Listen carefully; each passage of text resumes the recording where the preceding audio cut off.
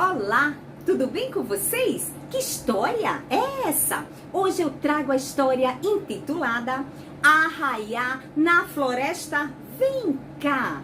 Autoria Gelsa Alencar. Vamos ouvi-la? O mês de junho chegou na Floresta Vem Cá e os bichos se reuniram para planejar o arraiá. Decidiram que o castor, por entender de madeira, ficaria combinado e iria fazer a fogueira. A galinha e a pata, cozinheiras de mão cheia, fariam a comilança para todos encherem a pança. Todos queriam provar cuscuz, canjica e munguzá.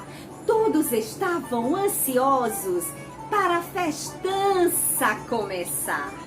Para o rastapé animar, resolveram então chamar o carneiro sanfoneiro e a festa a brilhantar.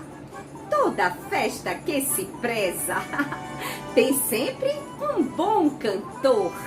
E os bichos se lembraram do sabiá, mestre Dodô.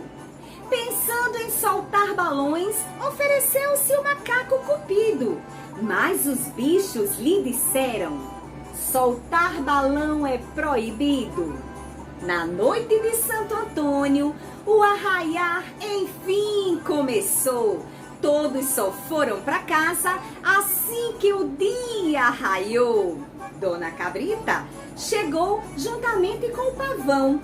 Os dois, vestidos de chita, causaram admiração. Por prezarem a amizade, divertiram-se de montão. A festa foi muito animada. Viva São Pedro! Viva Santo Antônio! E viva São João! Pessoal, mês de junho chegou e com ele as festas juninas. Brinquem com responsabilidade, não se aglomerem. Beijos de luz, paz e muito amor a todos vocês. Se gostaram da historinha, vão aqui no canal. Que história é essa? Curta, compartilha e inscreva-se no canal para receber as novidades.